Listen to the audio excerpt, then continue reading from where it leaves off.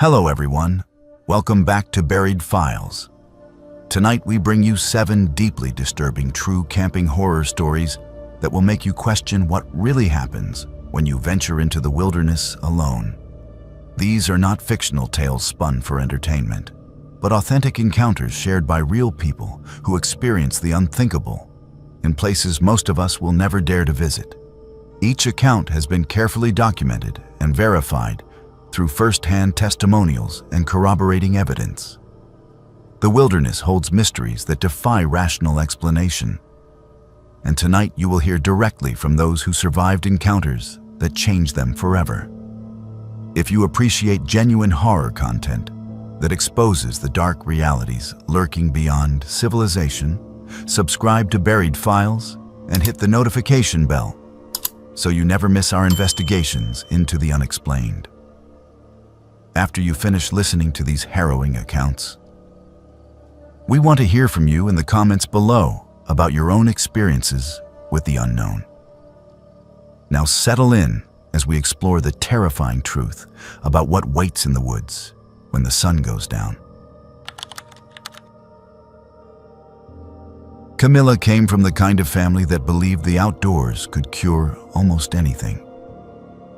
Her father had been a wilderness guide before he settled into office work, and he had made sure his daughter knew how to read a compass, pitch a tent in the rain, and start a fire without matches before she turned 10. Every summer of her childhood had been punctuated by camping trips to national parks across the western United States. By the time Camilla turned 19, she felt more comfortable sleeping under the stars than she did in her college dormitory. The decision to attempt her first solo camping trip came during spring break of her sophomore year. Most of her friends were heading to beaches or visiting family. But Camilla craved something different. She wanted to prove to herself that she could handle the wilderness alone, that all those years of training with her father had prepared her for true independence. She chose a trail system in the Cascade Mountains, a moderately difficult route that promised stunning views and relative solitude. The plan was simple: 3 days and 2 nights. A 12-mile loop that would bring her back to her starting point. She spent 2 weeks preparing. She checked and rechecked her gear, studied maps until she could visualize every switchback and water source, and informed her parents of her exact itinerary. Her father made her promise to check in via satellite messenger every 12 hours. Her mother packed extra first aid supplies, made her swear to turn back at the first sign of trouble. Camilla promised everything they asked, confident that nothing would go wrong. The morning she arrived at the trailhead, the parking lot was nearly empty. It was a Tuesday in late March, still early in the season, and most serious hikers were waiting for the snow to clear from higher elevations. Camilla pulled into a space near the trail marker, killed her engine, and sat for a moment, breathing in the pine-scented air through her open window. This was it. Her adventure was beginning. She was pulling her backpack from the trunk when she heard footsteps on gravel behind her. She turned to find a man approaching, probably in his early 40s, wearing hiking boots and a faded green jacket. He had the kind of face that could have been friendly under different circumstances. But something about his smile made Camilla's stomach tighten.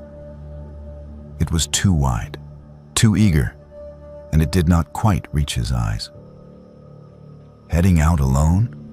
he asked, stopping a few feet away from her car. His gaze moved from her face to her backpack, to her car and back again, cataloging details in a way that felt invasive. Camilla forced a polite smile. "Just doing a day hike," she lied. Her backpack was clearly too large for a day trip, but she hoped he would not notice or would not care. "Which trail?" He stepped closer. Camilla could smell coffee on his breath. "I have not decided yet," she said, shouldering her pack. "Just going to see where the mood takes me."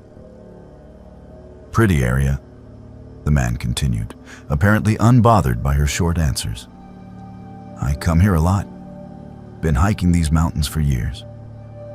Where are you planning to camp tonight?" The question sent a chill down her spine. He had seen through her day hike excuse immediately, and now he wanted to know exactly where she would be sleeping. Every instinct her father had ever taught her started screaming warnings. "My boyfriend is meeting me at one of the established sites," Camilla said, making her voice as casual as possible. "He is running late, so I figured I would start without him." The man's smile faltered for just a second. "Boyfriend? That is nice. Which site?" "I am not sure of the name," Camilla said, backing toward the trailhead. "We are still figuring it out. Nice talking to you." She did not wait for his response. She turned and walked quickly toward the trail, resisting the urge to run. Her heart was pounding so hard she could feel it in her throat. She told herself she was overreacting, that the man was probably just a friendly hiker trying to make conversation. But her hands were shaking as she clipped her pack's waist belt. The first mile of the trail wound through dense forest, the path soft with pine needles and last season's fallen leaves. Camilla walked faster than she normally would have, glancing over her shoulder every few minutes. She saw no one. The forest was silent, except for the occasional bird call and the whisper of wind through the branches above. Gradually, her heartbeat slowed. She started to feel foolish for her paranoia. By the time she reached the 3-mile marker, she had nearly forgotten about the man in the parking lot. The trail had climbed steadily, and she emerged from the tree line to find herself on a ridge with a view that stole her breath. Mountains stretched in every direction, their peaks still white with snow. A hawk circled overhead, riding thermals in lazy spirals. This was why she had come. This moment of pure connection with something larger than herself.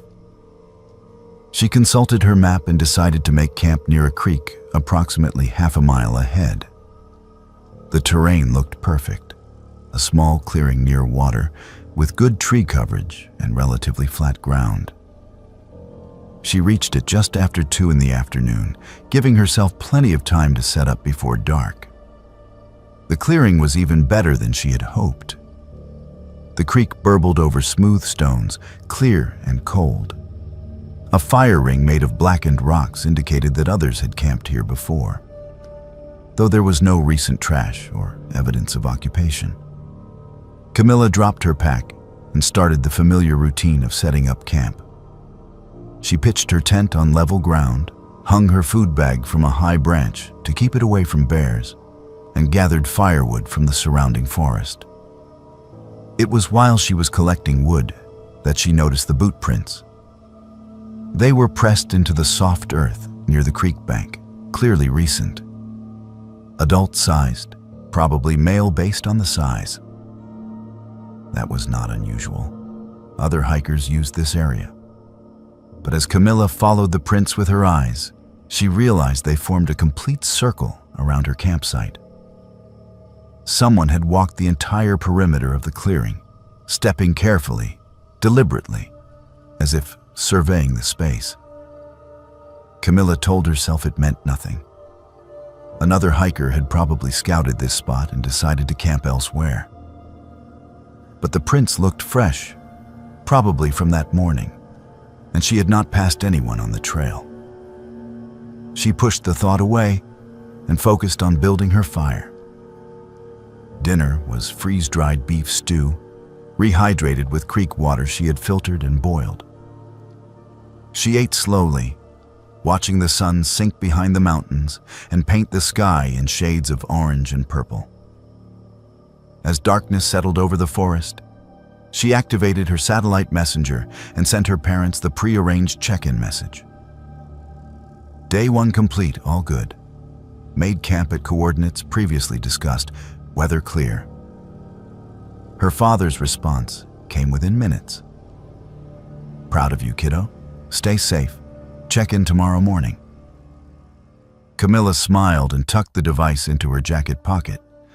She added more wood to the fire and settled in to read by headlamp, a thriller she had been saving for this trip. The irony of reading about fictional danger while camping alone in the wilderness was not lost on her. She read for an hour, until her eyes grew heavy. The fire had burned down them to glowing coals. She doused it thoroughly with creek water, double-checked that her food bag was secure, and retreated to her tent. She changed into sleep clothes, crawled into her sleeping bag, and listened to the night sounds of the forest. Owls called in the distance. Something small rustled through the underbrush nearby, probably a mouse or vole. The creek continued its endless murmur. Camilla was drifting off when she heard the footsteps. They were careful, measured, the sound of someone trying to walk quietly, but not quite succeeding. Boots on dead leaves. She froze, barely breathing, every muscle tense. The footsteps circled her tent slowly. She could track their progress by sound alone. They passed the door of her tent, moved around the back, came up the other side. Then they stopped. Silence pressed in, heavier than before. Camilla's hand crept toward the canister of bear spray she kept next to her sleeping bag. Her fingers closed around the cold metal. She waited, straining to hear anything over the pounding of her own heart. The sound of a zipper being opened cut through the quiet. Not her tent zipper, something else. Then she remembered. Her backpack. She had left it outside near the dead fire ring, a rookie mistake she had made because she was tired and had felt safe. Camilla heard the distinctive rustle of someone going through her belongings. She heard the plastic crinkle of her trash bag, the metallic clink of her cookware, the soft thud of items being set on the ground. Whoever was out there was methodically searching through her things. Her mind raced. Should she yell? Confront them? Stay silent and hope they left? She shifted position slowly, trying to see through the mesh window at the top of her tent. The moon was nearly full, providing enough light to make out shapes. She saw the silhouette of a man crouched by her backpack, his back to her tent. He was wearing a green jacket. The man from the parking lot had followed her. He had hiked 3 miles into the wilderness and waited for darkness to search her belongings. The realization hit her like ice water. He knew she was alone. He had lied in wait. And now he was between her and the trail back to civilization. She heard him stand, heard him step closer to her tent. Then she heard his voice, soft and conversational, as if he were talking to himself or to someone who was not there. "Nobody knows she is here," he said. "She told me herself. No boyfriend. She's all alone." Camilla's terror crystallized into cold clarity. She had 2 choices: hide in her tent and hope he left, or act first while she still had the element of surprise. Her father's voice echoed in her memory from one of their training sessions years ago. "If you are in real danger, do not hesitate, do not negotiate, act decisively and run." She gripped the bear spray, aimed it at the tent door, and burst through the opening. The man was standing less than 6 feet away, his eyes wide with shock. Camilla did not give him time to react. She pressed the trigger and sprayed him directly in the face. He screamed and stumbled backward, hands clawing at his eyes. Camilla did not wait to see what happened next. She still wore her hiking boots, had pulled them on in her sleeping bag in case she needed to make a quick exit. She grabbed her jacket, her phone from the tent pocket, and her knife from her belt, and she ran. Not down the trail toward the parking lot, because he might follow, and she was not confident she could outrun him for 3 miles in the dark. Instead, she ran perpendicular to the trail, into the dense forest, putting as much distance as possible between herself and the man. She ran until her lungs burned, until branches whipped her face and arms, until she tripped over a root and went down hard on her hands and knees. She scrambled behind a fallen log and crouched there, gasping for breath, listening for sounds of pursuit. She heard him crashing through the forest behind her, cursing, calling out. "I just wanted to talk," he shouted, his voice raw and desperate. "I was not going to hurt you. Come back." Camilla stayed silent, pressing herself against the log, making herself as small as possible. The man's voice grew more distant. He was moving in the wrong direction. After what felt like hours but was probably only minutes, the forest fell silent again. She waited until the moon moved visibly across the sky before she dared to move. She pulled out her phone, but there was no signal this deep. In the mountains, her satellite messenger was still in her tent. She had nothing but the clothes she wore, a knife, and her wits. Camilla made a decision. She could not go back to her camp, and she could not risk the main trail. But she knew these mountains ran roughly north to south, and she knew that a ranger station sat at the northern trailhead, approximately 8 miles from where she had started. If she moved parallel to the trail system, staying in the forest but following the general direction of the ridgeline, she would eventually intersect with the access road that led to the ranger station. She walked through the night, using the moon and stars to navigate, moving as quietly as she could manage. Every sound made her freeze, certain the man had found her. But she encountered nothing more threatening than a doe and her fawn that bounded away into the darkness. Dawn found her exhausted, scratched, and disoriented, but still moving. The forest began to thin. She heard the distant sound of a vehicle engine. 20 minutes later, she stumbled out of the tree line and onto a gravel road. She followed it north and found herself standing in front of a small log building with a sign that read, "Cascade Mountain Ranger Station." The ranger on duty took one look at her torn clothes, bleeding scratches, and wild eyes, and immediately called for backup. Camilla told her story between sips of hot coffee, her hands still shaking. The ranger's expression grew darker with every detail. "Can you describe him?" the ranger asked when Camilla finished. She did, down to the faded green jacket and the way his smile did not reach his eyes. The ranger was quiet for a long moment. Then she pulled out a file folder and laid several photographs on the table. "Is he one of these men?" Camilla scanned the photos. On the third one, she froze. "That is him. That is the man from the parking lot." The ranger nodded grimly. "His name is Derek Milhouse. He has been a person of interest in 3 disappearances over the past 2 years. All young women, all solo hikers in this mountain range.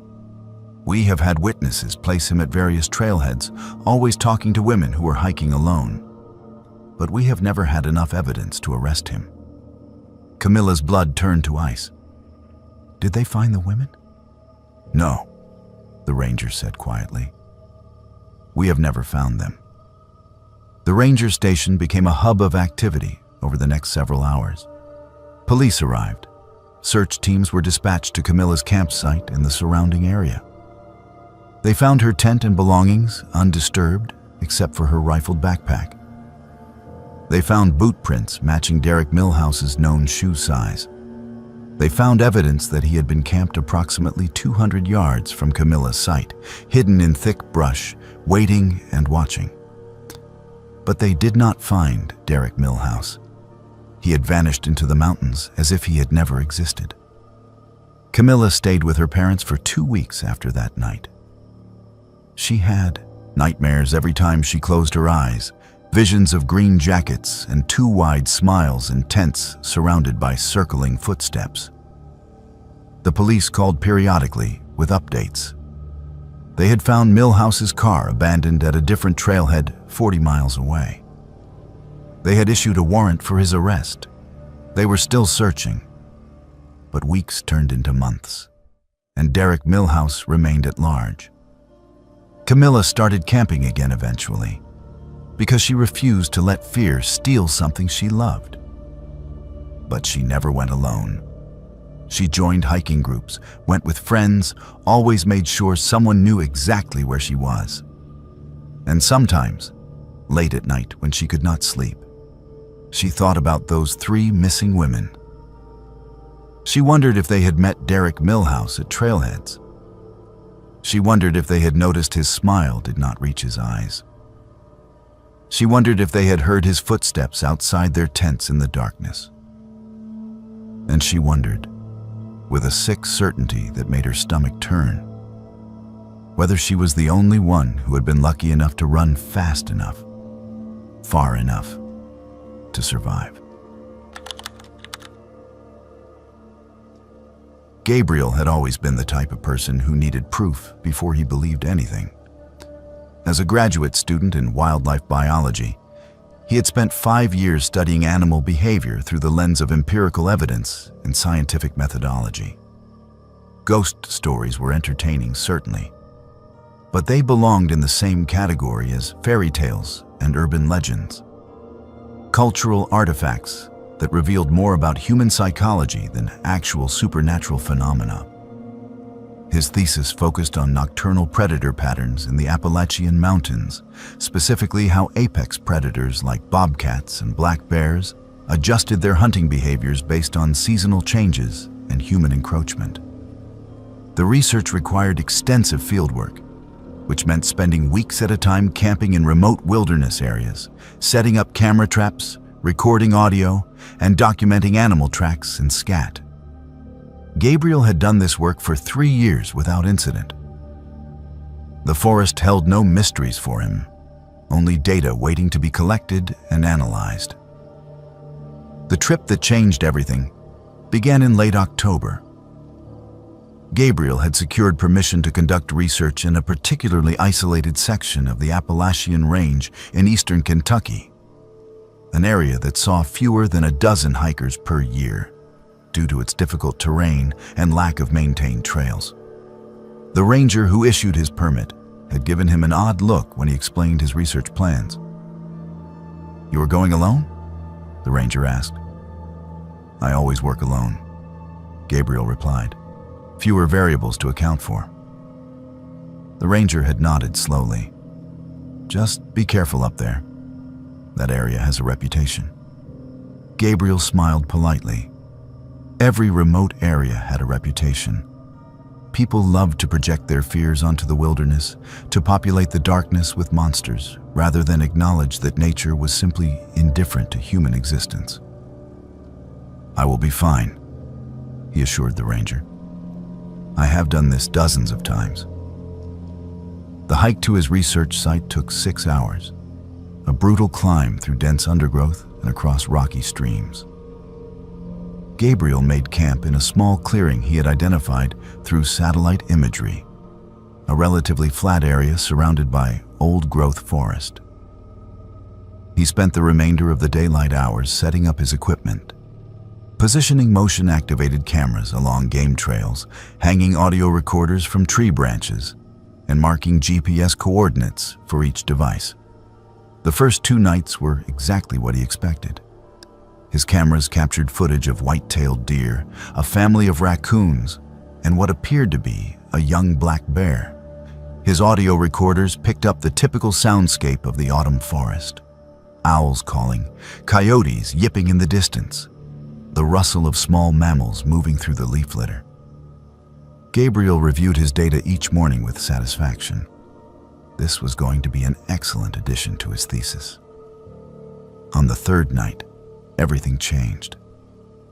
Gabriel woke at 2:47 a.m. to absolute silence. Not the peaceful quiet of a sleeping forest, but a complete absence of sound that felt unnatural, oppressive. No insects, no wind, no distant animal calls. It was as if someone had placed the entire mountain under a soundproof dome. He unzipped his tent and looked out. Fog had rolled into the valley, so thick he could barely see the trees 10 feet from his campsite. That alone was strange. The weather forecast had called for clear skies all week, and fog typically formed in the early morning hours, not in the middle of the night. This fog seemed to have appeared instantaneously, and it moved in ways that fog should not move, swirling in patterns that seemed almost deliberate. Gabriel grabbed his flashlight and stepped out of his tent. The fog closed around him immediately, damp and cold against his skin. He walked toward the nearest camera trap to check if it was still functioning. The device appeared fine, its indicator light blinking steadily. But when he pressed the button to review the most recent footage, the screen showed only static. Frowning, he checked the next camera. Same result.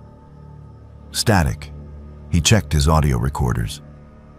The playback was nothing but white noise, a hissing that hurt his ears even at low volume. Every piece of equipment he had carefully calibrated and tested was malfunctioning simultaneously. Gabriel tried to rationalize it. Some kind of electromagnetic interference, perhaps. A solar flare or atmospheric anomaly. But even as he formulated these explanations, a part of his mind rejected them. This felt wrong in a way that had nothing to do with science. He heard it then. A sound emerging from the fog, rhythmic and metallic, like someone tapping two rocks together in a steady pattern. Tap, tap, tap. Pause. Tap, tap, tap. Pause. It came from his left, somewhere beyond the range of his flashlight beam. Gabriel turned toward it, training his light into the fog, but the beam seemed to die after a few feet, swallowed by the thick mist. "Hello?" he called out. His voice sounded flat, muffled. "Is someone there?" The tapping stopped. For a moment, there was only silence again. Then he heard something else. Whispers. Multiple voices speaking in unison, the words blending together into an incomprehensible murmur. The language was nothing Gabriel recognized, though he spoke 3 languages fluently and could identify dozens more. This sounded older than language, like wind through a canyon or water over stones, but unmistakably voice-like. Gabriel's heart began to beat faster. He was not afraid, he told himself. This was some kind of auditory illusion, a trick of acoustics in the fog. Mountain ranges were known for strange echoes and sound distortions. There was a logical explanation. The whispers grew louder, closer, coming from multiple directions now. Gabriel spun in a slow circle, sweeping his flashlight across his campsite. The beam caught movement in his peripheral vision. He turned sharply and saw a figure standing at the edge of the clearing. It was tall, impossibly tall, at least 7 feet, and thin, too thin. The proportions were all wrong. Arms that hung too low, legs that seemed to bend at angles that defied anatomy. Gabriel could not make out details through the fog, but he could see the silhouette, dark against the gray mist, motionless and watching. "Who are you?" Gabriel demanded, trying to keep his voice steady. "This is a research site. You are not supposed to be here." The figure did not respond. It did not move. It simply stood there. And Gabriel had the overwhelming sensation of being studied, examined, the way he examined the animals he photographed. He was the specimen now. Gabriel took a step backward, toward his tent. The figure glided forward, not walking but moving smoothly, as if it floated just above the ground. Gabriel's scientific mind screamed at him that this was impossible, that he was experiencing some kind of hallucination brought on by isolation or contaminated water. But his instincts, the ancient part of his brain that predated logic and reason, told him to run. He did not run. He stood his ground, raised his flashlight, and aimed it directly at the figure. The beam hit the fog and bent, curving around the shape as if repelled by some invisible force. The light would not touch it. Gabriel watched in horror as the beam literally curved away, illuminating the trees behind the figure but leaving it in shadow. The whispers intensified, becoming almost deafening. And then Gabriel heard something new. Crying. A child crying, sobbing with heartbreak and terror. The sound came from everywhere and nowhere, echoing through the fog-shrouded forest. Gabriel broke. Every rational thought fled his mind. He scrambled backward, stumbled into his tent, and began kicking at the walls, screaming wordlessly. The figure continued its approach, now only feet from his tent. He could hear breathing, wet and rattling, like fluid in damaged lungs. The tent zipper began to open, slowly, deliberately, pulled by something outside.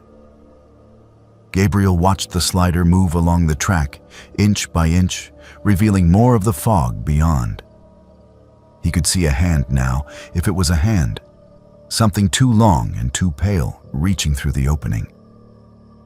Gabriel screamed again, kicked with both feet at the tent wall opposite the door.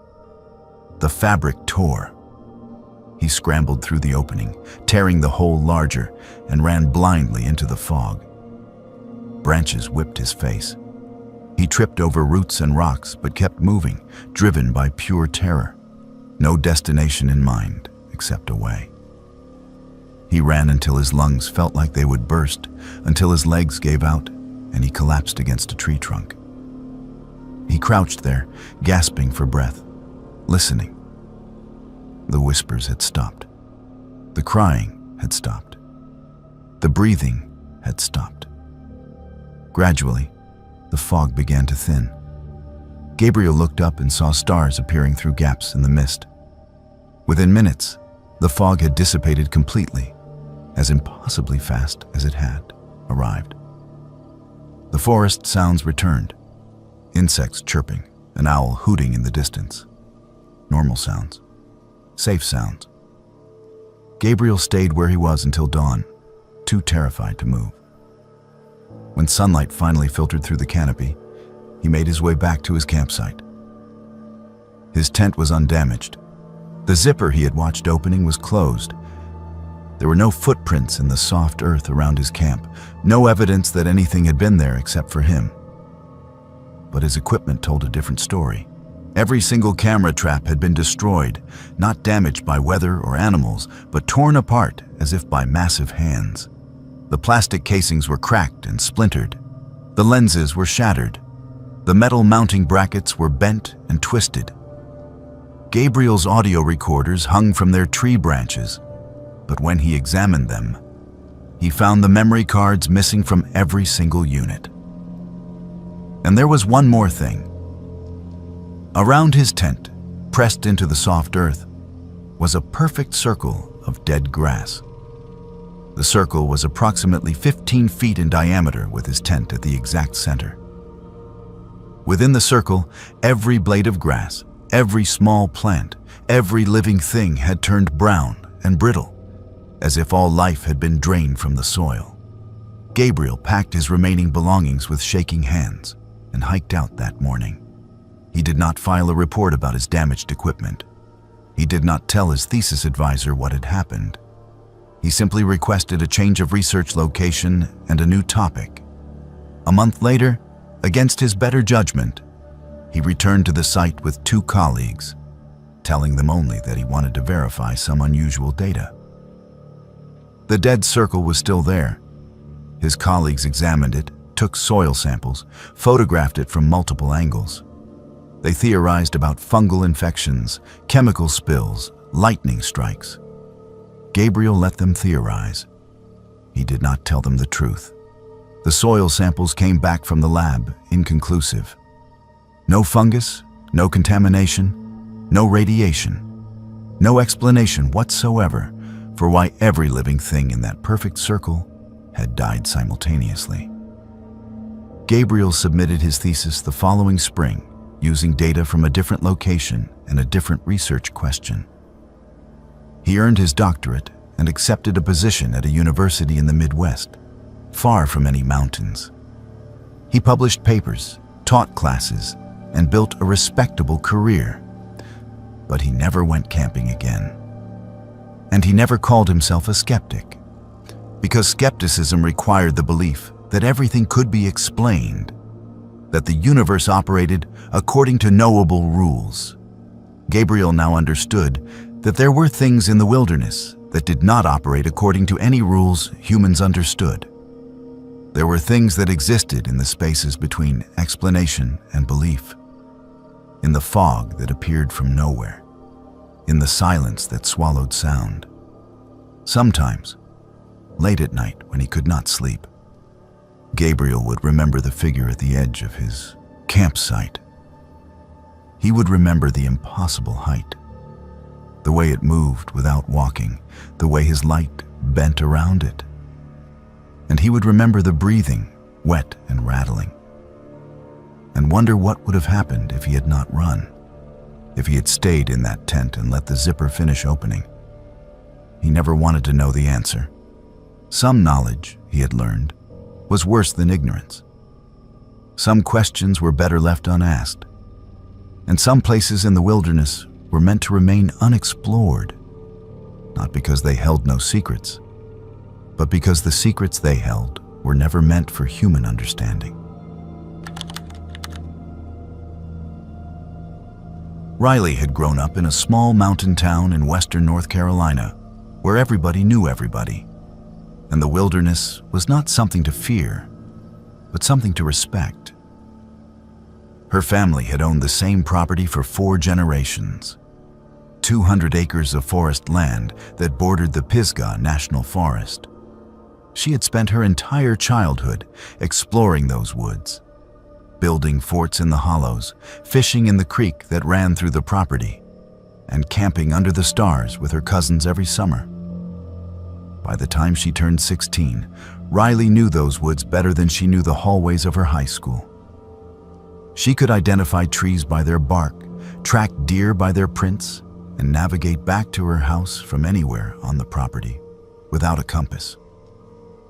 The forest was her second home, and she had never experienced anything there that frightened her. Until the night she and her friends decided to ignore the warnings. The warnings had always been there, woven into family conversations and casual remarks from the older generations. Riley's grandmother would mention in passing that certain areas of the woods were best avoided after dark. Her grandfather would change the subject whenever anyone asked why the old logging road that cut through the northern section of the property had been abandoned decades ago.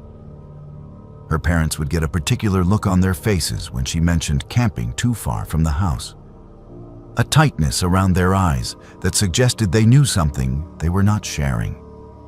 Riley had always assumed these warnings were just superstition, the kind of folklore that accumulated in rural communities over generations. But one evening in late September, when she mentioned to her grandmother that she and some friends were planning to camp near the old logging road, the elderly woman's reaction was immediate and severe. "You will not," her grandmother said flatly. "You will camp somewhere else." "Why?" Riley asked, genuinely curious now. "What is wrong with that area?" Her grandmother was silent for a long moment, her weathered hand still in her lap. "There are some places," she finally said, "where people hear things they should not hear, things that call to them. You stay away from that road, Riley. You hear me?" But Riley was 16, and 16-year-olds rarely listen when their curiosity is sparked. She shared her grandmother's warning with her friends Andrew and Lily, and they all agreed it sounded like typical old people paranoia. What harm could come from camping a mile from her house on her own family's property? They made their plans, packed their gear, and told Riley's parents they would be camping at the usual spot near the creek. They lied. They hiked to the old logging road instead. The road was barely visible anymore, overgrown with saplings and carpeted with decades of leaf litter. It cut through a section of forest that felt different from the rest of the property, though Riley could not articulate exactly how. The trees seemed older here, more twisted, their branches creating a canopy so dense that even in late afternoon, the light was dim and green-tinged. They set up camp in a clearing about 50 yards from where the road disappeared into the thickest part of the forest.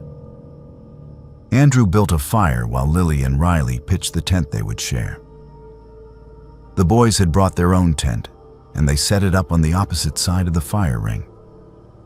By the time darkness fell, they had a good blaze going and were roasting hot dogs on sharpened sticks, laughing and telling stories like they had done dozens of times before.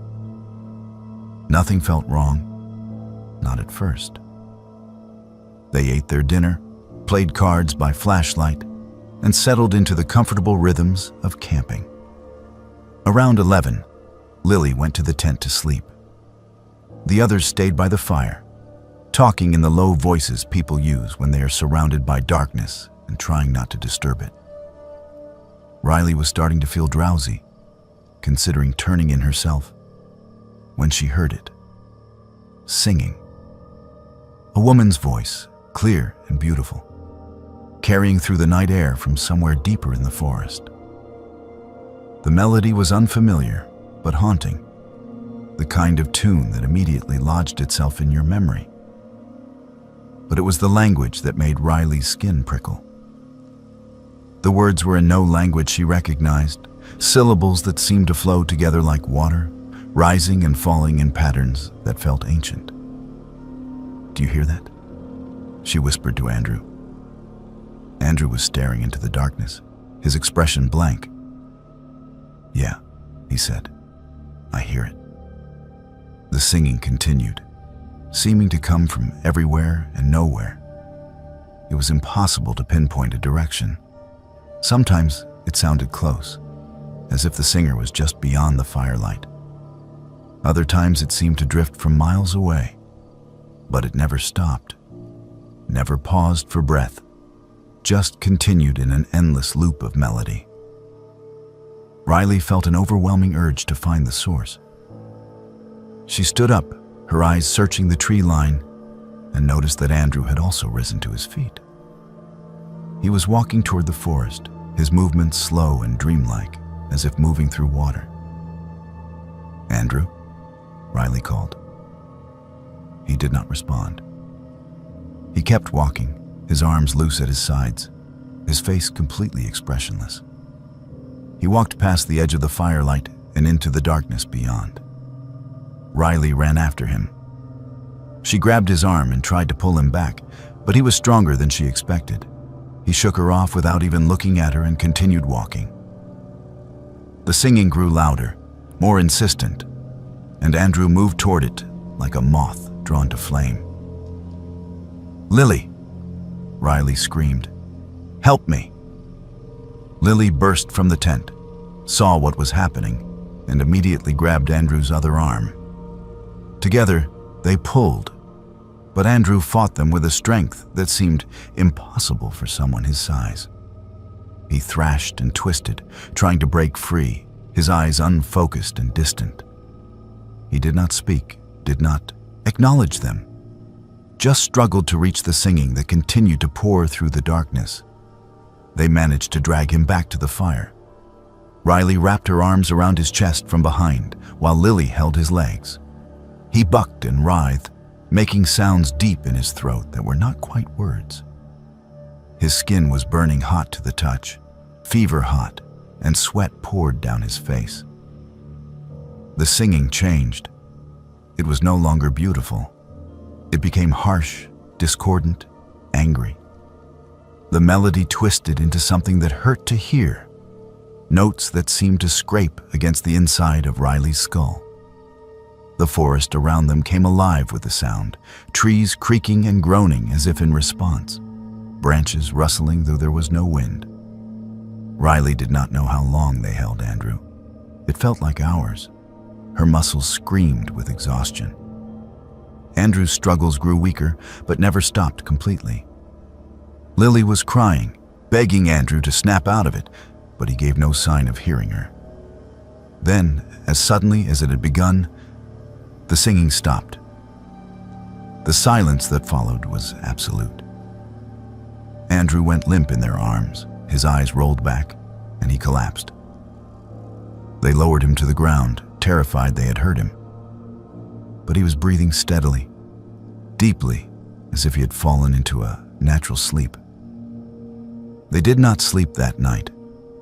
They kept the fire blazing and took turns watching Andrew, who did not wake until dawn. When he finally opened his eyes, he looked around in confusion. "What happened?" he asked. "Why am I on the ground?" Riley and Lily exchanged glances. "You do not remember?" Riley asked carefully. "Remember what?" Andrew sat up, wincing. "I remember sitting by the fire, and then nothing. Why does my whole body hurt?" They told him what had happened. Andrew listened with growing horror, touching his arms where bruises were already forming from where they had held him. He had no memory of the singing, no memory of trying to walk into the forest, no memory of fighting them. The last 3 hours had been completely erased from his mind. They packed up immediately and hiked back to Riley's house.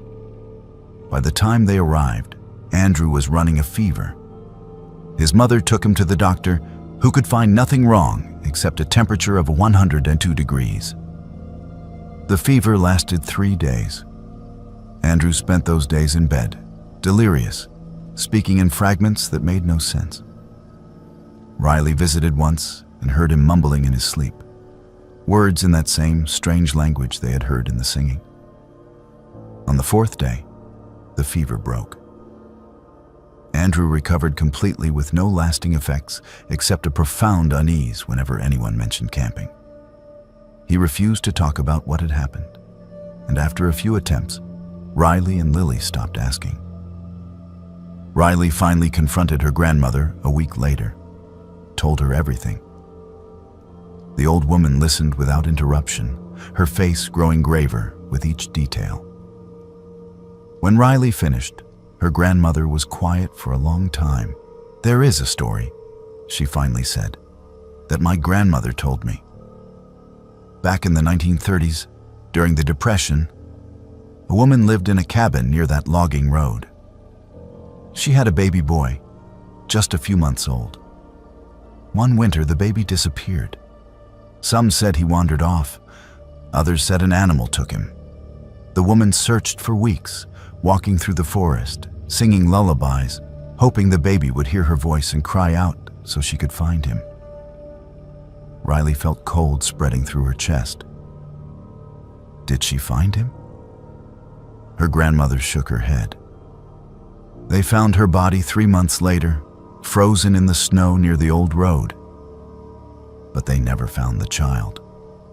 And people said, even after she died, they could hear her singing in those woods at night, singing her lullabies, still searching." "That is just a story, though," Riley said, though she did not believe her own words. "Right?" "Over the years," her grandmother continued, as if Riley had not spoken, 7 young men have gone missing from that area, all of them teenagers or in their early 20s. All of them after people reported hearing singing in the woods. They would wander off, and search parties would find no trace. Some folks say the woman is still looking for her baby. Some say she does not know what she's looking for anymore, just knows she lost something precious. And some say she sees young men and thinks, maybe this time, maybe this one is the child she lost. Riley thought about Andrew's blank eyes, his supernatural strength, the way he had fought to reach the singing. "What happens if they reach her?" she asked quietly. Her grandmother's expression was grim. "Nobody who reaches her ever comes back to tell us." Riley never camped in those woods again. She moved away for college and only returned home for holidays. But sometimes, late at night when the wind was right, she would hear singing drifting from the direction of the old logging road. She would close her windows and turn up the television, trying to drown out the sound. And she would think about Andrew's lost 3 hours, the time he could not remember, and wonder what he had seen or experienced during those moments when something else had control of his mind. He never talked about it. But sometimes Riley caught him staring into the distance with an expression that suggested he remembered more than he admitted. That something from that night still called to him. That part of him was still walking toward the singing in the darkness, and always would be.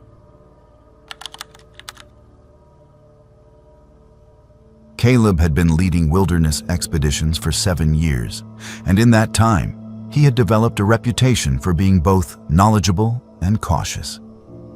He knew the backcountry of the Pacific Northwest better than most people knew their own neighborhoods. He understood weather patterns, could identify edible plants, knew how to navigate by stars and moss and the way water flowed. More importantly, he knew how to keep people safe in environments that did not care whether they lived or died. His philosophy was simple. Respect the wilderness, and it would tolerate your presence. Disrespect it, and you would pay the price. He taught his clients to leave no trace, to move through the forest as quietly as possible, and to never, under any circumstances, disturb things they did not understand. Nature had its own order, its own rules, and humans were guests who needed to remember their place. The expedition that changed everything started like any other.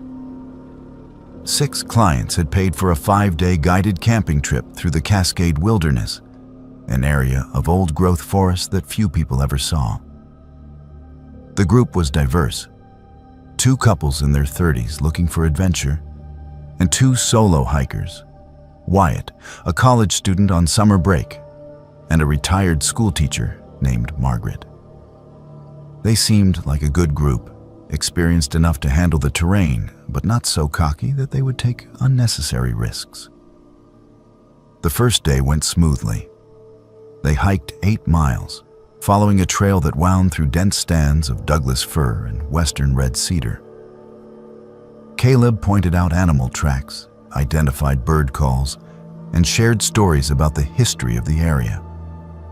They made camp near a stream, cooked dinner over a fire, and settled in for the night with the satisfaction that comes from a day well spent outdoors. The second day started well enough. They broke camp after breakfast and continued deeper into the wilderness, following a route Caleb had used several times before. But around midday, Wyatt called out from the front of the line, "Hey, Caleb, there is something weird up here." Caleb moved forward to where Wyatt stood at the edge of a clearing. The clearing itself was unusual.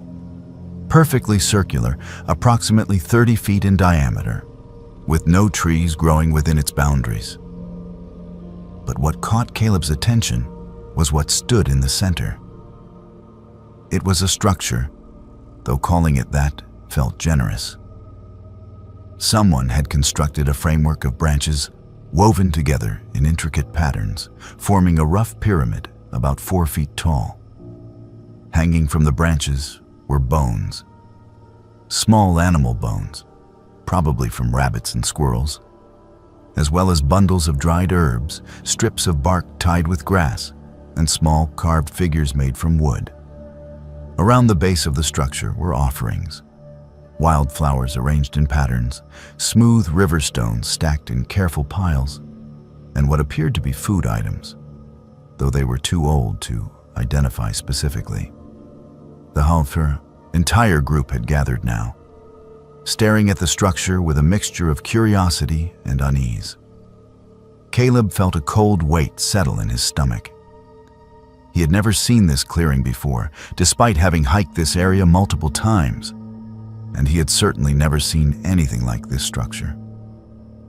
"What is it?" Margaret asked quietly. "Some kind of art installation?" "No," Caleb said. "This is not on any map, and we are miles from any maintained trail. Whoever built this came here specifically for this purpose." "It looks like some kind of altar," one of the other clients said, "like something for a ritual." Caleb nodded slowly. He knew enough about the history of the Pacific Northwest to understand that indigenous peoples had performed ceremonies in these forests for thousands of years. There were sacred places throughout the mountains, locations where offerings were made to spirits believed to protect the land. But those sites were usually documented, protected. This felt different. This felt active. "We should not be here," Caleb said firmly. "We are going to walk around this clearing and continue on our route. Nobody touches anything. Nobody takes anything. We leave it exactly as we found it. Understood?" Everyone nodded except Wyatt, who was staring at the structure with a smirk on his face. "Come on, man. It is just some sticks and dead flowers. You are not seriously buying into this mystical nonsense, are you?" "I am serious about respecting things we do not understand," Caleb said, meeting Wyatt's eyes. "We are leaving. Now." They had walked perhaps 10 feet when Wyatt laughed and jogged back into the clearing. Before Caleb could stop him, the young man kicked one of the carved wooden figures, sending it tumbling across the grass. "Wyatt," Caleb shouted, "what the hell are you doing?" "Relax," Wyatt said, still grinning. "It is just superstitious garbage. Nobody is going to—" He stopped mid-sentence. The forest had gone completely silent. No birds, no insects, no wind. The air itself seemed to thicken, pressing against Caleb's skin like invisible hands. Every hair on his body stood on end. "We need to leave," Caleb said quietly. "Right now. Everyone back on the trail." They walked quickly, nobody speaking, the unnatural silence following them like a shadow. Caleb tried to tell himself it meant nothing, that the sudden quiet was coincidence, but he knew better. He had spent enough time in the wilderness to recognize when something was wrong. They made camp that evening in a different clearing, miles from the structure. Caleb built up the fire larger than usual and made sure everyone stayed close. As darkness fell, he noticed that the silence persisted. No owls called. No coyotes howled. The forest was holding its breath. "I do not feel good," Wyatt said around 9. He was sitting close to the fire, his face pale and slick with sweat. "I think I'm getting sick." By midnight, everyone was having the same nightmare. Caleb woke to the sound of Margaret screaming in her tent. Then one of the couples stumbled out of their tent, both of them shaking and crying. Within minutes, all 6 clients were awake and terrified, all describing the same dream. They had been standing in the clearing, surrounded by the figures made of branches and shadow, tall and impossibly thin. The figures had circled them slowly, speaking in voices that sounded like wind through dead leaves, demanding something. Wyatt had destroyed their offering, and now they wanted recompense. They wanted what was taken returned. They wanted respect shown. They wanted acknowledgement.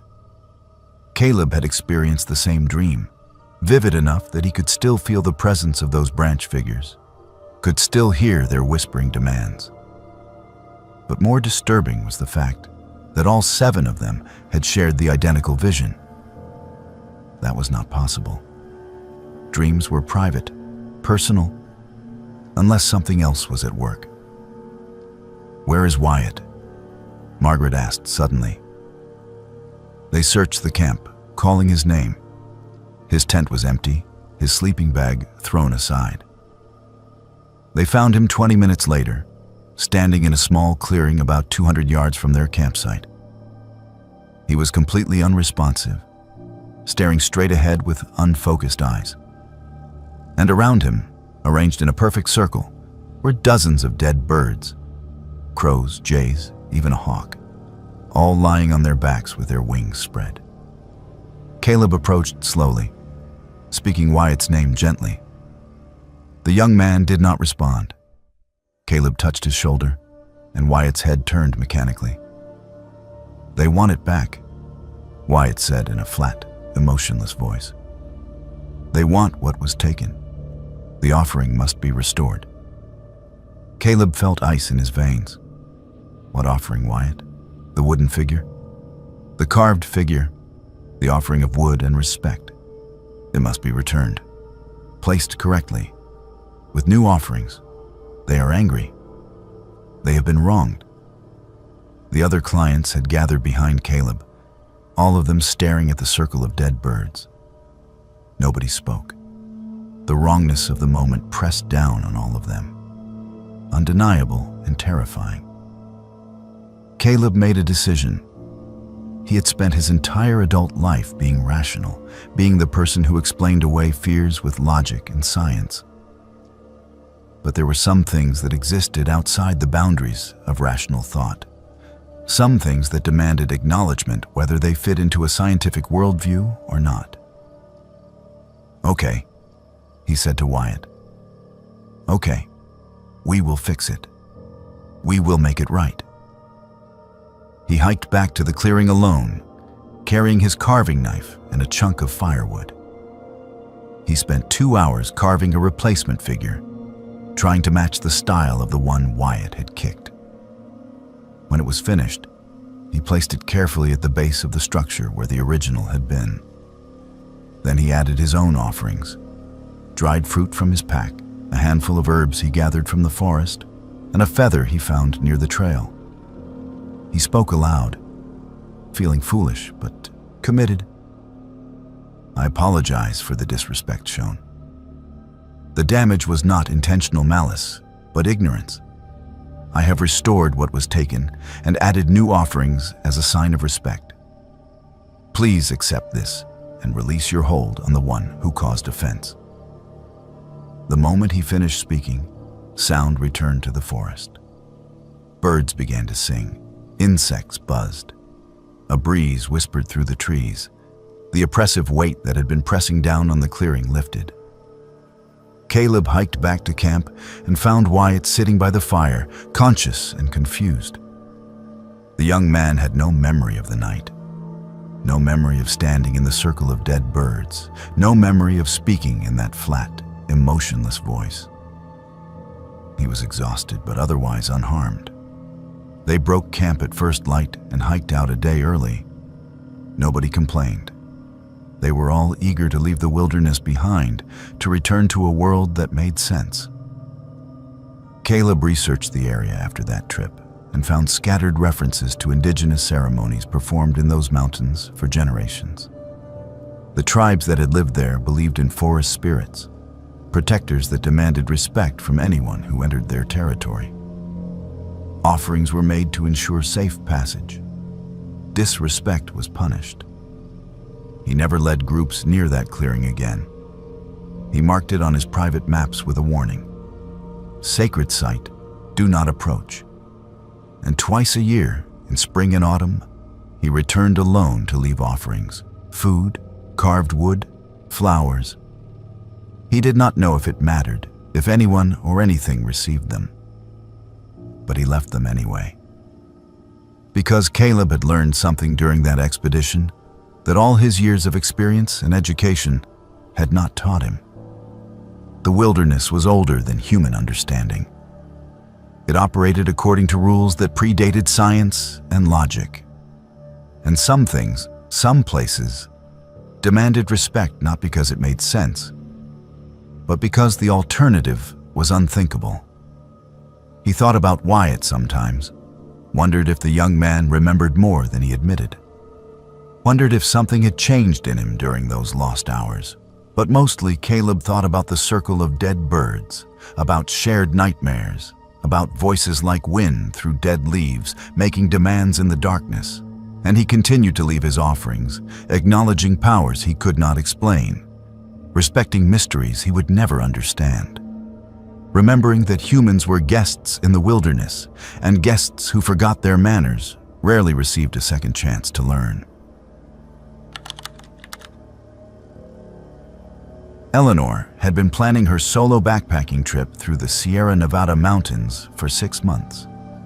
She was 32 years old, a data analyst from Sacramento who spent 50 weeks a year behind a computer screen and lived for the 2 weeks when she could disconnect completely and lose herself in the wilderness. She was methodical in her preparation, the same way she was methodical about everything in her life. She studied topographic maps, researched weather patterns, downloaded trail GPS tracks, and created detailed itineraries that she filed with the ranger station before every trip. On July 12, 2019, she loaded her pack into her Subaru and drove 3 hours to the trailhead. The ranger who processed her permit was young, maybe early 20s, and barely glanced at her route plan before stamping the paperwork and wishing her a good trip. Eleanor appreciated the lack of fuss. She was tired of well-meaning rangers who questioned whether a woman should be hiking alone, as if gender somehow determined competence in the backcountry. The trail started with a steep climb through Jeffrey pine and red fir, gaining 2,000 feet of elevation in the first 3 miles. Eleanor settled into the rhythm of hiking, her breathing steady, her legs strong from months of training. By noon, she had reached the ridgeline and paused to eat lunch while gazing out at a landscape of granite peaks and alpine lakes stretching to the horizon. She made camp that evening beside a lake at 9,200 feet, exactly where her itinerary indicated. The water was crystal clear and cold enough to make her gasp when she washed her face. She filtered water for dinner, pitched her tent on a flat spot cushioned with pine needles, and hung her food bag from a branch to keep it away from bears. As the sun set behind the mountains, painting the sky in shades of orange and purple, Eleanor felt the familiar sense of peace that only came from being completely alone in the wilderness. She woke at 3 a.m. to the sound of music. At first, she thought she was dreaming. But as she came fully awake, she realized the sound was real. Someone was playing music, something tinny and distant, like an old radio. And there were voices, multiple voices talking and laughing, echoing across the lake. Eleanor unzipped her tent and looked out. Through the trees on the opposite side of the lake, approximately 200 yards away, she could see the glow of a campfire. A large campfire, much bigger than any responsible camper would build, sending sparks spiraling into the night sky. Her first reaction was annoyance. She had hiked 8 miles into the backcountry specifically to avoid other people, and now someone was having what sounded like a party in the middle of the wilderness. Her second reaction was confusion. She had not passed anyone on the trail. The lake she had chosen was off the main road, accessible only by a faint used trail that most hikers missed. The chance of another group, independently, choosing the same remote location was extremely small. Eleanor sat in her tent for several minutes, debating what to do. The noise was not terribly loud, and complaining would require hiking around the lake in the dark, which seemed both dangerous and antisocial. She decided to ignore it, pulled her sleeping bag over her head to muffle the sound, and tried to go back to sleep. But sleep would not come. The music continued, and the voices grew louder, more animated.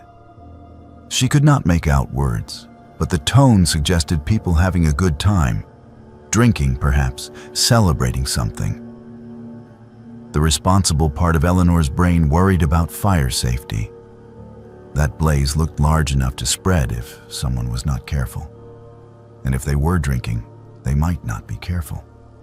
Finally, at 3:45 a.m., Eleanor made a decision.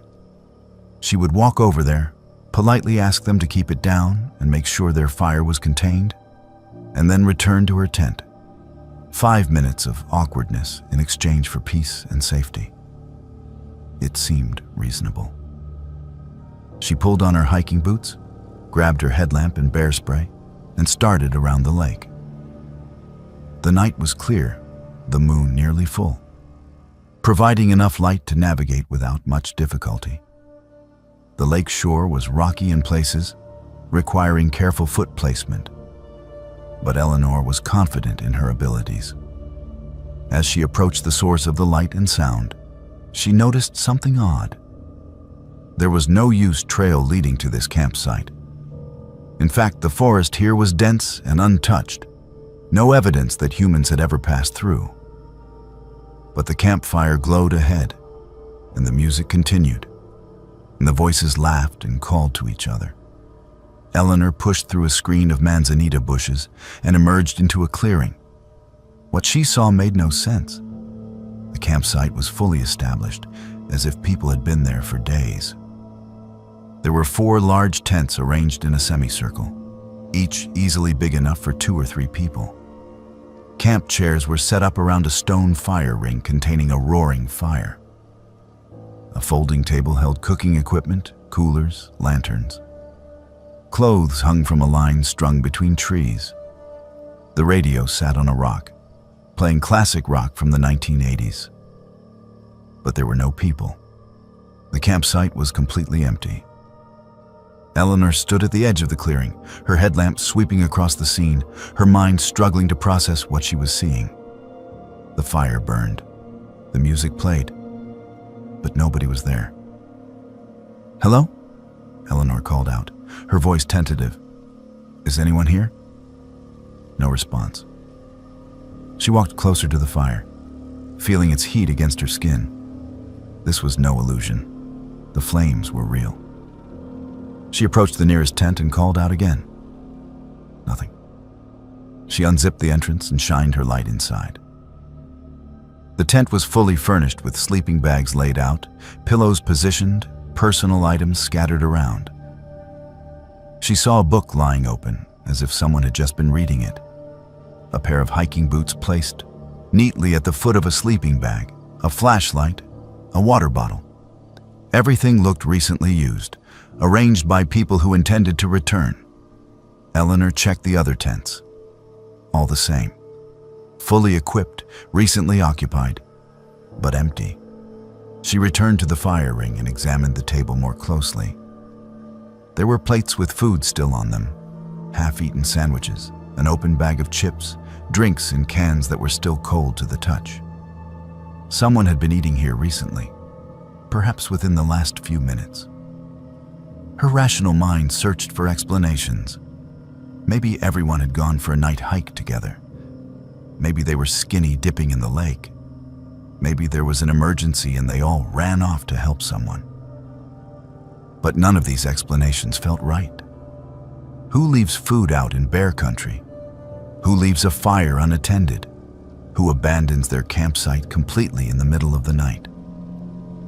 Eleanor felt the hair on the back of her neck stand up. Something was deeply wrong here. She backed away from the fire, her eyes scanning the tree line, expecting someone to emerge from the shadows.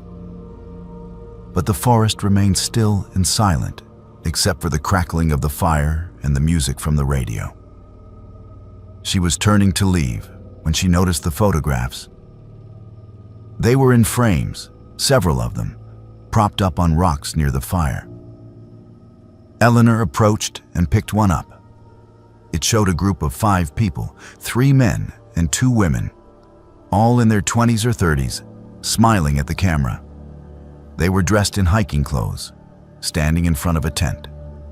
The photograph looked old, the colors slightly faded, the fashion of the clothing dated. Eleanor picked up another frame.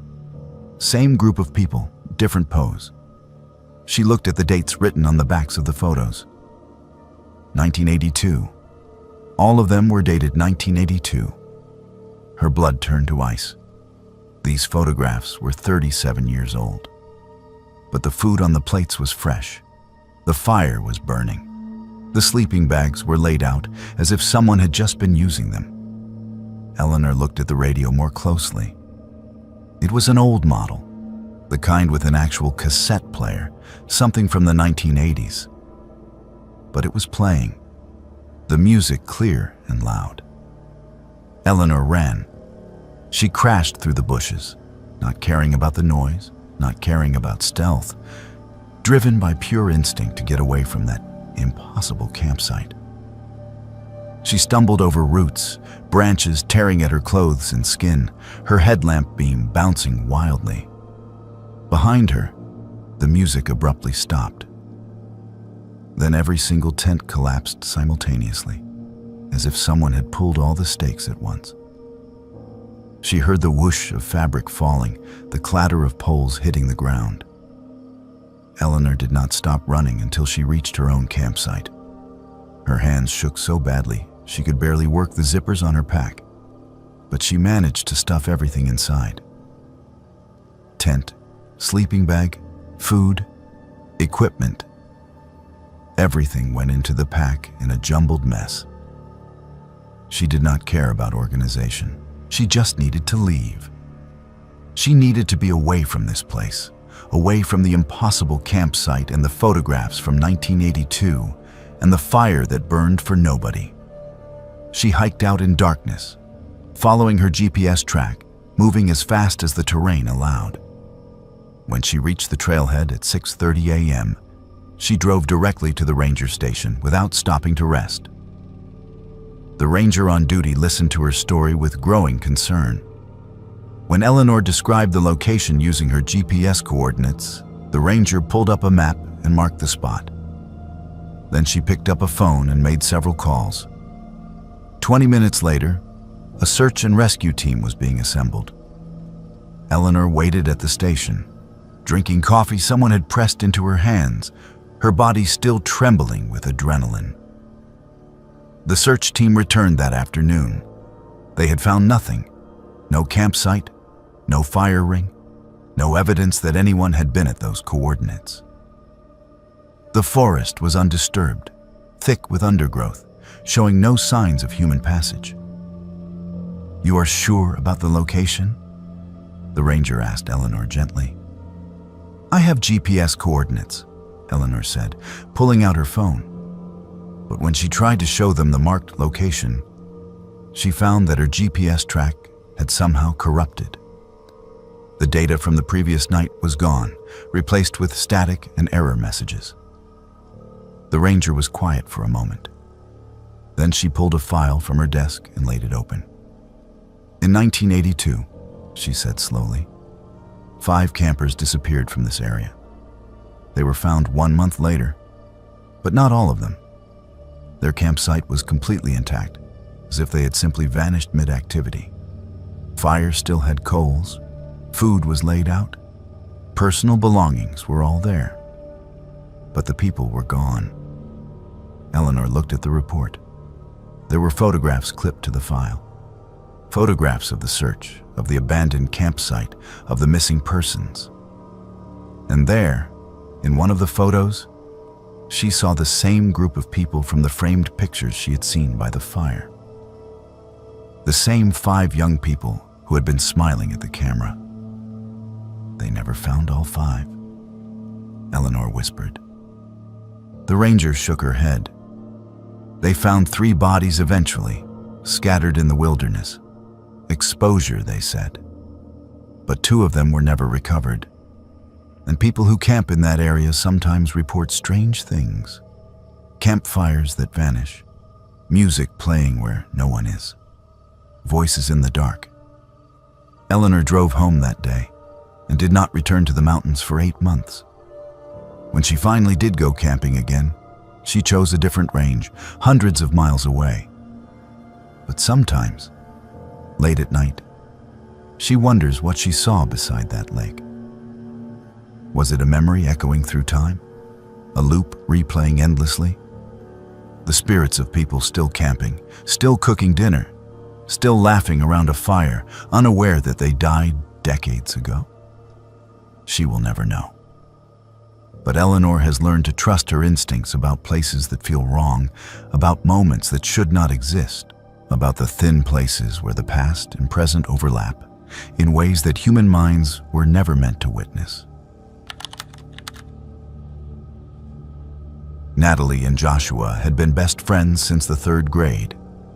They had grown up on the same street in Portland, Oregon, spent summers riding bikes and building forts, and somehow managed to maintain their friendship through high school, college, and into their early 20s, when most childhood friendships faded into occasional social media likes.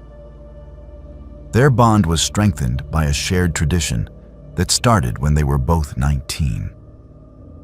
Every summer, they would take a camping trip together to a new location, documenting their adventures on a travel blog they had started as a joke, but which had somehow accumulated a modest following.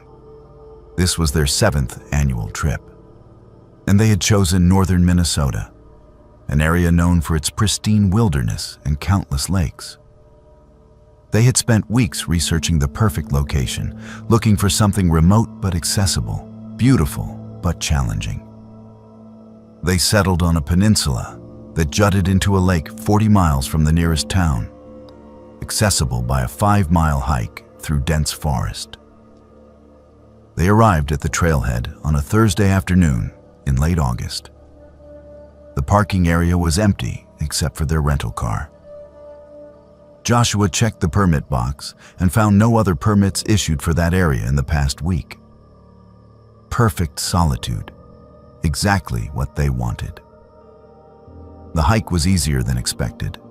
The trail was well maintained for the first 3 miles, then degraded into a faint path marked by occasional cairns.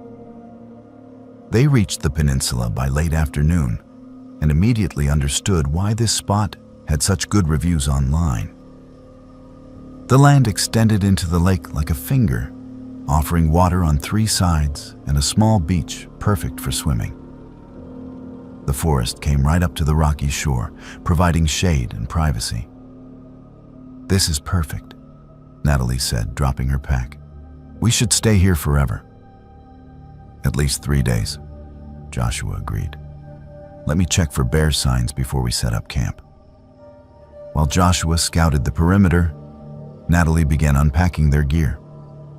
She was laying out the tent when something caught her eye. Trees along the tree line had marks carved into them, symbols that looked deliberate but meant nothing to her. They were crude, cut deep into the bark, and they formed a pattern that seemed to encircle the entire peninsula. "Josh," she called, "come look at this." Joshua examined the carvings, running his fingers over the weathered cuts. "Trail markers, maybe? Though I have never seen ones like this." "They go all the way around," Natalie said. "I followed them. It is like a circle with this peninsula in the middle." Joshua shrugged. "Old hunting signs, probably, or property markers from before this became parkland. People have been in these woods for generations." They set up camp as the sun began to set, pitching their 2-person tent near the center of the peninsula with a clear view of the lake in 3 directions.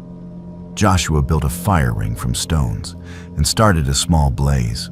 They cooked dinner, took photographs for their blog, and settled in to watch the stars emerge.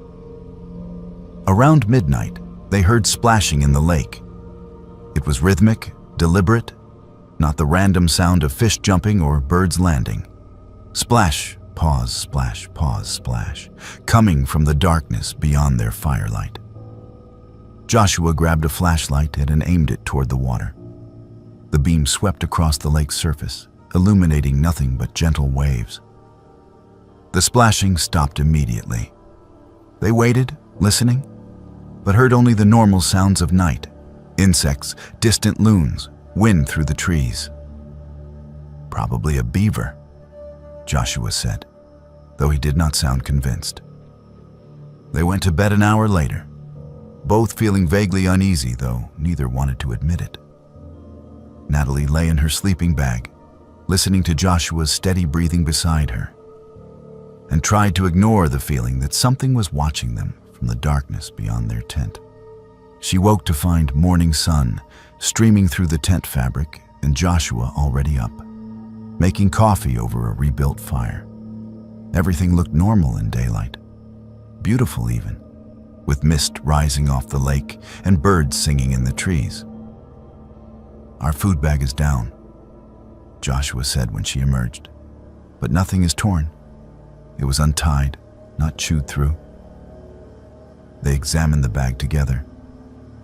Joshua had hung it properly, using the counterbalance method that made it impossible for bears to reach.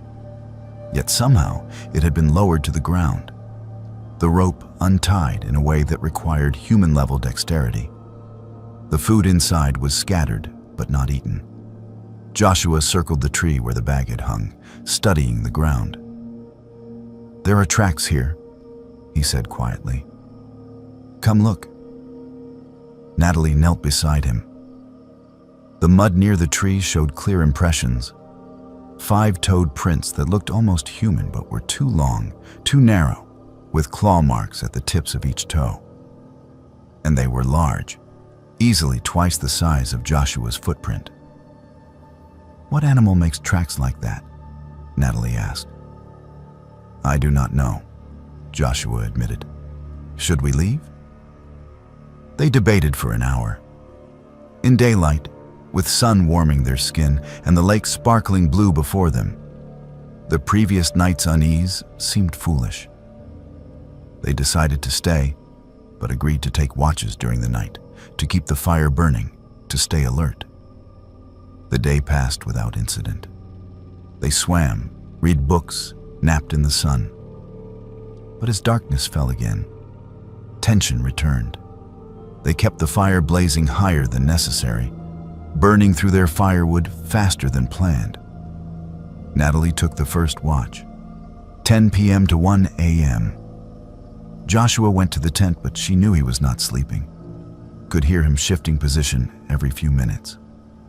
She sat by the fire, feeding it constantly, her eyes scanning the tree line. At 11:30, she saw movement across the lake. A figure stood on the opposite shore, perfectly still, watching their campfire. It was too dark to make out details, just a silhouette darker than the surrounding darkness. It did not move, did not acknowledge her stare. Just watched. "Josh," Natalie called softly. "There is someone over there." Joshua emerged from the tent and looked where she pointed. "I do not see anything." "Right there, by that dead tree. A person standing." She stopped. The figure was gone. "It was there, I swear." Joshua took over at 1 a.m. Natalie retreated to the tent but could not sleep. She lay there staring at the tent ceiling, listening to the fire crackle and Joshua moving around outside. At 2:30 a.m., she heard his voice, tight with fear. "Natalie, do not freak out. But there is something circling our camp." She was out of the tent in seconds. Joshua stood by the fire, his flashlight sweeping the tree line. Natalie could hear it now. Footsteps in the forest, just beyond the reach of firelight. Slow, deliberate steps moving around them, staying at a constant distance. "What is it?" she whispered. "I do not know. It started about 15 minutes ago. It just keeps circling." Joshua walked toward the sound, his flashlight extended. The footsteps stopped. He took another step. The footsteps started again, but now they were behind him, as if whatever was making them had moved impossibly fast. Joshua ran back to the fire. They stood together, back to back, trying to watch all directions at once. The footsteps continued, patient and methodical, circling endlessly. Sometimes they heard breathing, deep and rasping. Sometimes branches would crack, suggesting something large moving through the undergrowth. They did not sleep. They kept the fire burning and waited for dawn. When light finally broke over the lake, the sound stopped.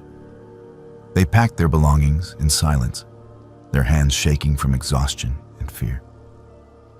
As they collapsed the tent, Natalie found the tracks, fresh prints in the soft earth. completely encircling where their tent had stood.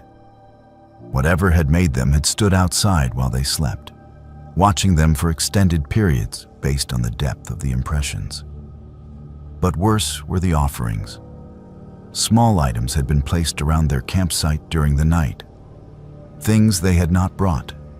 Animal bones arranged in patterns, wildflowers tied with grass, smooth stones stacked in tiny cairns, each placed carefully, deliberately, while they had been mere feet away.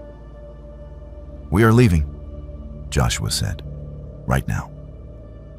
They started hiking back at 7 a.m., moving faster than was wise on the rough trail. 2 miles in, Natalie heard something moving parallel to them, staying just out of sight in the dense forest. She could hear branches breaking, bushes rustling, keeping pace with them. "Josh," she said quietly, "we are being followed." They walked faster. The sounds kept pace. Joshua started jogging, and Natalie matched him. Whatever was following them also increased its speed, now making no effort to hide its presence. Joshua stopped suddenly and yelled into the forest, "We are leaving. We did not mean to disturb you. We are sorry." The words sounded absurd, but he could not think of what else to do. They waited, breathing hard, listening. The following stopped. Complete silence settled over the forest. Then they heard a voice, female, speaking from the trees in a language that was not quite words, but somehow understandable. "The marked place is not for you. The water is not for you. The offering is not enough." Natalie and Joshua ran. They crashed through underbrush, abandoned the trail, moving in what they hoped was the right direction. Branches tore at their faces and arms. They fell, got up, kept running. They did not stop until they burst out of the forest and saw their car in the parking area.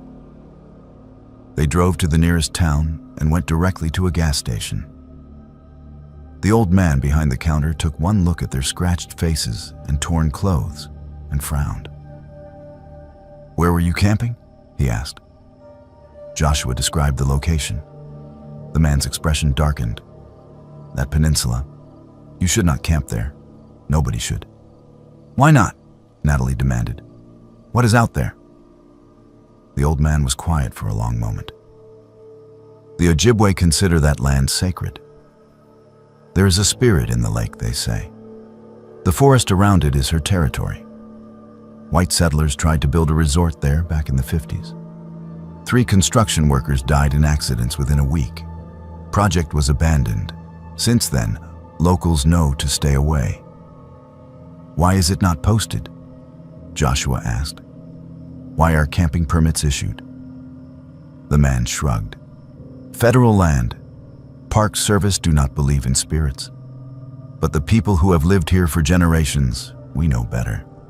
That land rejects those who do not belong." Natalie and Joshua drove back to Portland the next day. Their camping trip cut short. Both experienced nightmares for months afterward. In the dreams, they stood at the edge of the lake, while something beneath the surface called their names in that same not-quite language they had heard in the forest. They never took another camping trip together. The tradition that had defined their friendship for 7 years ended without discussion, both of them understanding that something had changed during those 2 days in Minnesota. Years later, Natalie researched the area online and found references to disappearances. A teenage couple in 2003, a solo hiker in 2011. Both last seen heading toward that peninsula, neither ever found. She sometimes wonders if the offerings they found were from other campers, other people who had been warned by something that lived in those woods. And she wonders what would have happened if they had stayed another night. If they had not run when they did, if they had not apologized to whatever was watching them from the darkness. Some questions, she has learned, are better left unanswered. Andrew had worked as a park ranger in Colorado for 5 years, and during that time, he had come to understand that his job was far more complex than most people realized. Yes, he enforced regulations and maintained trails and educated visitors about wildlife safety. But the part of his work that mattered most, the part that kept him in a job that paid poorly and demanded long hours in harsh weather, was the human element. He was often the first person to notice when someone was in trouble, the first to recognize when a visitor needed help they had not asked for. It was late September, the tail end of tourist season, when the woman walked into the ranger station just before closing time. Andrew was finishing paperwork, already mentally planning his drive home, when she entered. She was probably in her mid-20s, wearing expensive hiking gear that looked brand new, as if she had purchased everything specifically for this trip. Her hands shook slightly as she filled out the backcountry permit application. "Planning to camp alone?" Andrew asked, keeping his tone casual and professional. The woman looked up sharply, her eyes flashing with irritation. "Is that a problem?" "Not at all," Andrew said quickly. "I just need to know for the permit. How many people in your group?" "One. Just me." Her voice was clipped, defensive. Andrew processed her permit, noting that she had requested one of the most remote campsites in the park, a location that required a 6-mile hike through difficult terrain. "This site is pretty isolated," he said gently. "Are you experienced with backcountry camping?" "I can handle myself," the woman snapped. "Is there anything else, or can I go?" Andrew wanted to ask more questions. Her defensiveness seemed excessive. Her body language screamed distress, and something about the situation felt wrong. But she was an adult. She was not breaking any rules, and he had no authority to stop her. He handed over her permit. "Have a safe trip," he said. "And remember, if you need anything, we monitor emergency channels 24 hours. The woman, her permit said her name was Lily, did not respond. She took the paperwork and walked out without looking back. Andrew watched her drive away and felt uneasy. He mentioned the encounter to his supervisor, who shrugged. "Lots of people come to the wilderness to be alone," she said, "especially after trauma or loss. Give her space." But Andrew could not shake the feeling that something was wrong. He checked the permit log and found that Lily had visited the ranger station 3 times in the past week, each time asking about the most isolated areas of the park, places where nobody would disturb her. Each ranger who had helped her noted that she seemed agitated and rude. 2 days later, Andrew was on patrol when he decided to check on her. He told himself it was standard procedure, that rangers frequently checked on solo campers in remote locations. But truthfully, he was worried. He hiked the 6 miles to her designated campsite and found her there, sitting by a small fire, staring into the flames. She looked terrible. Dark circles under her eyes suggested she had not slept. Her hair was tangled. When she saw Andrew approaching, her expression shifted from surprise to something that might have been relief. "I am sorry," she said before Andrew could speak. "I was rude to you at the station. I did not mean to be." Andrew sat down across the fire from her, maintaining a respectful distance. "It is okay," he said. "Bad day?" Lily laughed bitterly. "Bad 3 months." She was quiet for a moment. Then the words started pouring out as if a dam had broken. Her younger brother had died by suicide in June. She had been the one to find him.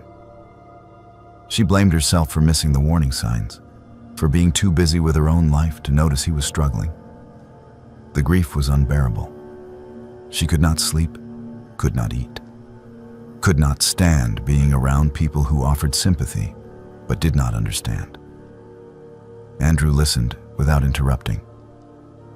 He had learned that sometimes people did not need advice or solutions. They just needed someone to witness their pain. That is why I came here, Lily said. To get away from everyone. From the questions and the pity and the constant reminders that he is gone. And I could not save him. They talked for nearly an hour. Andrew shared his own experience of loss. His sister had died of cancer when Andrew was 19. He remembered the helplessness, the anger at himself for not being able to do more, the guilt that came with being the one who survived. He told Lily that grief was not something you got over, but something you learned to carry.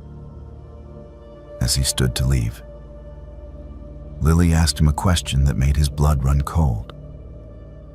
If someone stayed in the park after their permit expired, she said carefully, if they did not come back when they were supposed to, how long before anyone would search for them? Andrew felt understanding settle over him like ice water. He sat back down and looked directly into her eyes. Lily, are you planning to hurt yourself? She did not answer immediately. Tears ran down her face. I do not know how to keep doing this, she whispered. Waking up every day knowing he is gone, knowing I failed him, it is too much.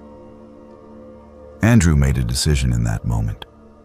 He called his supervisor and said he would not be coming back that night, that he had encountered a situation that required his presence.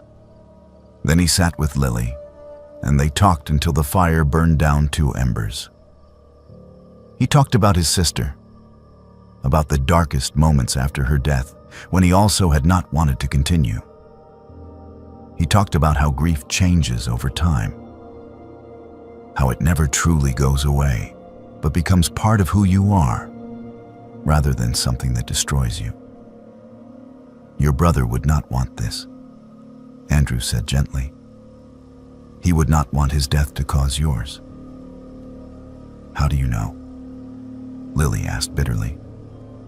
You did not know him. No, Andrew agreed. But I know that people who love us, even when they are struggling with their own pain, do not want us to suffer because of them. Your brother was in pain so deep, he could not see any other way out. But if he could have seen the future, if he could have known how his death would affect you, I believe he would have chosen differently. Lily cried for a long time. Andrew kept the fire going and waited. Eventually she asked, how do you do it? How do you keep going? One day at a time, Andrew said. Some days are harder than others, but you find reasons. Small things at first, then bigger things. And eventually, you realize you owe it to the people you have lost to live well, to honor their memory by surviving. The next morning, Andrew hiked out with Lily. She was quiet but seemed steadier. He drove her to the nearest town and connected her with crisis counselors. She agreed to check into a facility that specialized in grief counseling and trauma recovery. 3 days later, Andrew received a call. Lily's permit had expired, but she had not checked out. He explained the situation to his supervisor, who contacted the counseling center. Lily was safe, had voluntarily admitted herself for treatment, and had asked them to thank the ranger who had talked to her. Over the following year, Andrew received occasional letters from Lily. She wrote about her recovery, about the hard work of processing grief, about learning to forgive herself for things that were never her fault. She thanked him repeatedly for seeing her pain, for asking the hard questions, for caring whether she lived or died. In one letter she wrote, "You saved my life that day. Not because you stopped me from doing something terrible, though maybe you did, but because you reminded me that I mattered, that someone cared whether I existed or not. In that moment, when I felt most alone, you showed me kindness, and that kindness was enough to make me want to try one more day." Andrew kept her letters in his locker at the ranger station. He thought about her often, especially during training sessions for new rangers, when he told them about the human side of the job, about watching for signs that someone was struggling, about asking uncomfortable questions, about recognizing when enforcing rules was less important than saving a life. He thought about all the campers he had encountered over the years, the ones who came to the wilderness seeking solitude or healing or escape. He wondered how many of them had been standing at their own edges, literal or metaphorical, waiting for someone to notice, someone to care enough to ask if they were okay. The story could have ended tragically. If Andrew had not followed his instincts, if he had not checked on Lily, if he had not asked the difficult question about her intentions, she might have become another statistic, another missing person report, another search and rescue operation that ended in recovery rather than rescue. But because one person paid attention, because one person recognized pain beneath anger, because one person was willing to sit by a campfire and share his own vulnerability, Lily got a second chance. She got the opportunity to discover that grief, while devastating, was not insurmountable. That life, even with loss, still held meaning and purpose and moments of unexpected joy. Andrew learned something important during those hours by the fire with Lily. His job was not really about protecting the wilderness or managing resources or enforcing regulations. Those things mattered, certainly, but they were secondary to the real purpose: protecting people. Sometimes that meant rescuing someone from a cliff, or treating a snakebite, or helping a lost hiker find the trail. But sometimes it meant recognizing when someone was asking for help in the only way they knew how, when their rudeness was masking desperation, when their questions about isolation were really questions about whether anyone would notice if they disappeared. Years later, when Andrew thought about that September evening, he remembered Lily's tears reflecting firelight, her hands wrapped around a cup of tea he had made from supplies in his pack, her voice breaking as she admitted how close she had come to giving up. He remembered feeling inadequate, worried that his words were not enough, that his own experience with grief could not possibly help someone else's pain. But he had been enough.